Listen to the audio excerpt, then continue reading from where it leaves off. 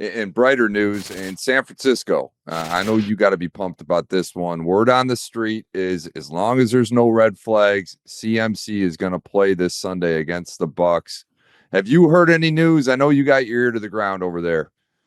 Yeah, I mean, I heard it from the horse's mouth. He feels really good, and he felt like he could have probably played last week, but they wanted to be overly cautious and just give him more weeks of practice and more time to really work that thing out and feel comfortable and feel confident, and he does. Nothing's like game reps, and until he gets out there in a game and is able to cut and get the adrenaline going and feel himself throughout a ball game, he's still going to have to knock the rust off just in game, football is a really fast game, a really violent game. Very few people can come in and just say, hey, I'm putting on pads and I'm going to be the player I was when I was offensive player of the year, first game into the season. Everybody else is 9 games in. They've got their hits. They got their soreness. They got the speed of the game. They're in rhythm. He has to find a way to get in rhythm, but I think all signs point to him playing and likely probably playing a significant role in this game. Well, we'll see. I mean, like you said, if they're going to bring him back, they might as well give him a healthy dose of touches. And Lord knows when CMC gets the ball in his hands, that offense is a new cheat code, right? I mean, it unlocks an entire new dynamic for them. What are your expectations for the team moving forward with him back? I mean, do you think the division is theirs now that he's healthy-ish? Well, the division isn't anybody's. You know what I mean? If I could predict that, Mitchell, I'd go on to Vegas and bet a whole lot of money on it. It's just such an unpredictable season. They're a really talented team. What they should be doing is one thing. What they actually do will be a whole nother thing. What I could say on paper it should be, and it should be a lot of success, but I've been wrong on paper and off paper before. So you hope for the best for him. You just hope that he goes out there and he's healthy and he's given his best, his best effort, and he's able to play up to his abilities. And I think it'll work out for the San Francisco 49ers and at least get into the playoffs. And, if they get into the playoffs, they got a shot. I think anytime they get into the playoffs, they have a chance to make some noise and make a run.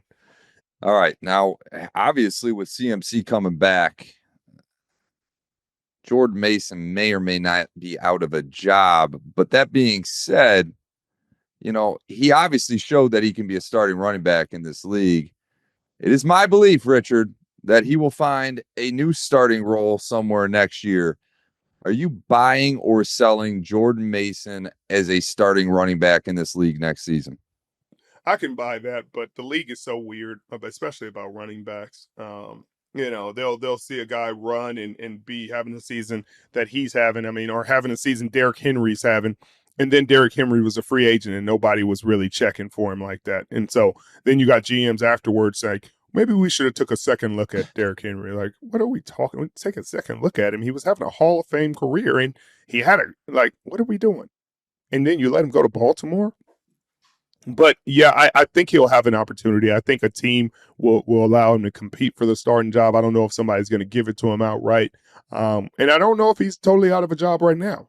I think he'll still get some carries. I think, they'll trust him more than they did last season, even with CMC. Maybe you see some pony with 2 running backs in at times and even putting more pressure on the defense and more creativity from Kyle Shanahan.